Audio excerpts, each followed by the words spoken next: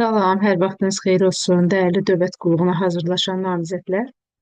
Eee, Bu gün dövlət qulluğu haqqında qanunda kateqoriyalardan, ixtisas dərəcələrinin tapılmasından, təsnifatların tapılmasından izah verəcəm. İnşallah ki, sizə faydası olar. Kanalımıza abunə olsanız çox sevinərik.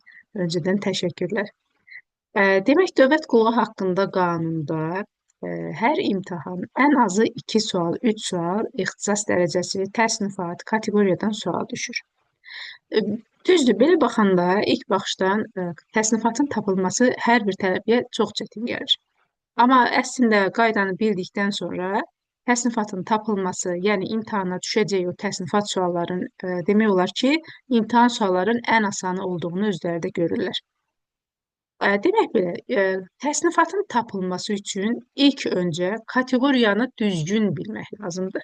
Əgər biz kateqoriyanı səhv bilsək, misal sual düşsə, biz o sualın kateqoriyasını, orada misal çəkilən, nümunə göstərilən dövlət orqanını biz səhv kateqoriyasını tapsaq, orada ixtisas dərəcəmiz də səhv gələcək, təsnifatımızı da səhv tapacağıq. Ona görə də ilk öncə tələbələrə məsləhətim kateqoriyanı düzgün şəkildə öyrənsinlər. Məsəl üçün, ali kateqoriya dövlət orqanları hansılardır? Birinci kateqoriya dövlət orqanları hansılardır? İkinci kateqoriya 3, 4, 5. Bunları normal şəkildə hər birini yerli yerində öyrənəndən sonra təsnifatı tapmaq çox rahatdır. İndi görək təsnifatlarımızı necə tapırıq. Yadda saxlayın. Mən sizə indi onun düstur şəklində izahını verəcəm. Və özünüz də görəcəksiniz ki, həqiqətən də təsnifat o dərəcədə, o qədər də çətin deyilmiş təsnifatın tapılması. Misal üçün, indi biz ali kateqoriyadan başlayaq. Burada nəyə diqqət yetirməlisiniz, onun izahını verəcəm. Demək, ali kateqoriyadır. İlk öncə dediyim kimi, kateqoriyanı bilməliyik ki, hansı kateqoriyadır? Birinci kateqoriya, ikinci kateqoriya baxırsınız, Naxçıvan Muxtar Respublikası yazmışam. Bu kateqoriyaya aid olan dövlət orqanlarında sizə sual düşsə ki, məsəl üçün aparat rəhbəri tutun. Ali kateqoriyada Konstitusiya Məhkəməsi bilirik ki, ali kateqoriyada sual düşür. Və Azərbaycan Respublikasının Konstitusiya Məhkəməsində aparat rəhbəri neçənci təsnifata düşür? Aparat rəhbəri deyəndə kateqoriyanın üstə 0 gələsiz. Elə olacaq ali təsnifat. Aparat rəhbərinin müavini fikir versəz, bütün kateqoriyalarda, yəni bütün kateqoriya deyəndə aparat rəhbərinin müavinin vəzifəsi 3-cü kateqoriyada daxil olmaqla var. 4-cü, 5-ci kateqoriyada aparat rəhbəri müavini yoxdur. Yəni o vəzifə yoxdur. Ona görə də aparat rəhbərinin müavini, baxın, alidə də, 1-də də, 2-ci kateqoriya Naxçıvanda da, 2-ci kateqoriya, 3-cü kateqoriya Azərbaycanda da, hamısında bir dənə Naxçıvanın 3-cü kateqoriyası istisna. Aparat rəhbərinin müavini deyəndə kateqoriyanın üstünə 1 gəlirik.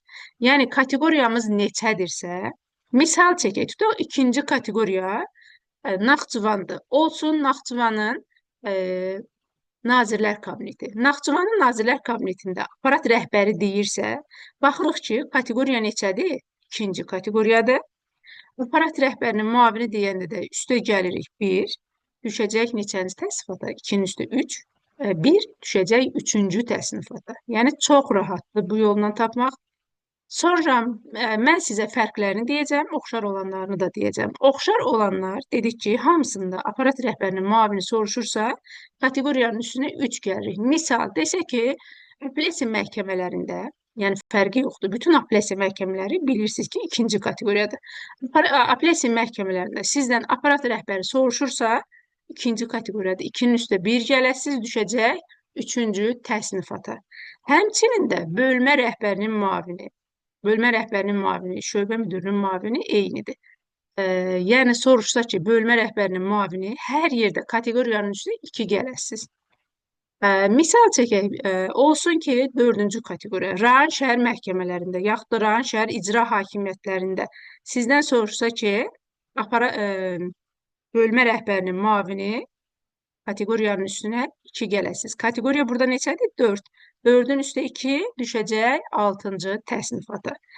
İndi fərqlərini deyirəm. Baxın, ali kateqoriya, 1-ci kateqoriya, 2-ci kateqoriya Naxçıvanda. Aparat rəhbəri deyəndə üstünə hər yerdə nə gəlirik? Sıfır gəlirik. Baxırsınız? Aparat rəhbərinin müavini dedi yox heç. Hər yerdə bir gəlirdik. Amma bölmə rəhbəri, aparat ali kateqoriya, birinci kateqoriya, ikinci kateqoriya Naxçıvanda, aparat bölmə rəhbəri deyəndə üstə bir gəlirik, bölmə rəhbəri. Hamısında bir gəlirik. Gördünüz? Amma keçək indi sağ tərəfə. İkinci, üçüncü kateqoriya Azərbaycan Respublikasında dəyişir. Aparat rəhbəri dəyişir. Aparat rəhbəri 1 gəlirik, bölmə rəhbəri 2 gəlirik. Amma bir dənə bu qaydaya, yəni bu adət-ənənəyə dedik ki, bir dənə istisnamız var. Naxçıvanın 3-cü kateqoriya dövlət orqanlarında bilməlisiniz ki, Naxçıvanın 3-cü kateqoriya dövlət orqanı hansılardır? O kateqoriya dövlət orqanlarında sizdən aparat rəhbəri də soruşsa, aparat rəhbərinin müavini də soruşsa, bölmə rəhbəri də soruşsa, bölmə rəhbərinin müavini də soruşsa, hamısı düşəcək 5-ci təsnifata. Yəni kateqoriyanın üstə heç nə gəlməyəcəksiniz. Sadəcə kateqoriyanı biləndə ki, bu 3-cü kateqoriyadır. Aparat rəhbərini hansını soruşsun, mütəxəssis xaric. Deyəsiz, yazasınız 5-ci təsnifat. Mütəxəssis də fərqi yoxdur. Dedik ki, mütəxəssis hansı kateqoriya olur olsun, kateqoriyanın üstünə gəlirik 3. Kateqoriyanın üstünə 3 gəlirik. Baxın, alidə də 3 gəlirik, 1-də də 3 gəlirik, 2-də də, 3-də də, 4-də də belə. Kateqoriyanın üstünə 3 gəlirik. Misal çəksək, tutaq ki, Milli Məclisdə olsun, Milli Məclisdə dedik ki, olsun məsləhətçi, yaxud da baş mühasib. Yəni ki, bilirsiniz, mütəxəssis vəzifələr hansılardır? Mütəxəssis vəzifələr hansılardır? Dedik ki, məsləhətçilər bu aparıcıdır, böyükdür, sonra baş məsləhətçidir və s. Sonra iclas katibidir, hakim köməkçisidir, sektor müdürüdür. Bunlar dedik ki, mütəxəssis vəzifələrdir. Yəni, bu vəzifənin hansını soruşsa. Misal çəksə ki, Nazirlər Kabinetində baş mühasib, yaxud da ali məhkəmədə hakim köməkçisi, hamısı kateqoriyanın üstü 3 gələcək. Düşəcək elə 3-cü təsnifata. Həmçində 1-də də o qayda, yəni 1-in üstə 3 gələsiniz, 2-də də o qayda. Yəni, mütəxəssisdir, aparat rəhbərinin müavinidir, bölmə rəhbərinin müavinidir. Bunlar heç birində dəyişmir.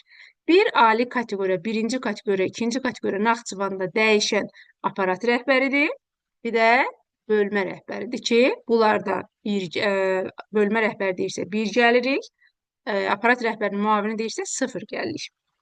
Bu tərəfdə də dəyişir, dedim izahını. Sonra gələk istisnaya. Yəni, bu tapdığımız düsturda olan istisnalara, bunlar axırıncı dövlət qulluğuna edilən dəyişikliklər, əlavələrdir ki, bunların mütləq imtahana getməmişdən bir səhifədə də çıxarın qalsın, stolunuzun üstündə hər dəfə baxın ki, məsəl üçün, o tapdığımız düsturda istisna nədir? Biz bu düsturda dedik ki, baxın, aparat rəhbərinin, bölmə rəhbərinin müavini deyəndə, yəni şöbə müdürünün müavini deyəndə kateqoriyanın üstü 2 gəlirik. Yəni, əslində qayda belə idi. Hamısında belə tapırdıq. Amma sonra dəyişikliklər oldu. Bu qaydaya istisnalar var. Misal, baxın, prezident administrasiyasında şöbə rəhbərinin müavin vəzifəsi, şöbə müdürünün müavini. Əvvəl 2 idi, çünki kateqoriyanın üstü 2 gəlirdik. İndi dəyişildi, oldu nə? 1-ci təsnifat. Həmçinin də dövlət başçısının fəaliyyətini bilavasitə təmin edən orqanlardır. Struktur bölmə rəhbərinin vəzifəsi. Struktur bölmə rəhbəri, şöbə müdürü, bölmə rəhbəri eyni vəzifədir. Yəni, onda gəlirdik neçə? Baxın, deyirdik ki, üstə gəlirik 1, bölmə rəhbəri deyəndə. Bunu da dəyişdilər. Oldu, dedik ki, 1 yox, 2-ci təsnifat. Həmçinin də prezidentin Naxçıvanda səlahiyyətləri, o səlahiyyətin nümayəndəsinin müavinidir. Və prezidentin xüsusi nümayəndəsinin müavini vəzifəsi də əvvəl 2 idi, oldu 1-ci təsnifat. Həmçinin də bax, bu imtahana düşmüşdü. Yazırdı ki, Azərbaycan Respublikası Milli Məclisinin sədrinin müavininin köməkçisi neçənci təsnifata düşür? Əvvəl 2 idi, oldu 3-cü təsnifat. Həmin o dedik ki, mərkəzi icra hakimiyyət orqanlarının yanında yaradılan agentliklərdir, dövlət xidmətlərinin rəhbərləridir. Prezident təyin edirsə 3-dür, prezident təyin etmirsə, daha doğrusu prezident təyin edirsə 2-dir, prezident təyin etmirsə düşür 3-cü təsnifata.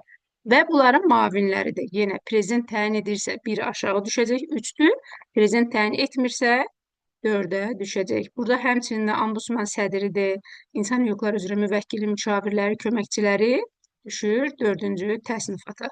Audiovizual Şuranın köməkçisidir. Mərkəzi icra hakimiyyəti orqanlarının rəhbərlərinin müşavirləridir, köməkçiləridir. Baş nazirin müavinidir, Naxçıvanın baş nazirinin müşaviri köməkçisidir. Bir də Naxçıvanın Bakı şəhərindəki daimi nümayəndəliyin rəhbərinin müavinidir ki, bunlar da düşür 4-cü təsnifata. Və inşallah ki, faydası olar, inşallah ki, izahımdan nəsə başa düşərsiniz. Faydamız oldusa, nə mutlu bizə. Sağ olun.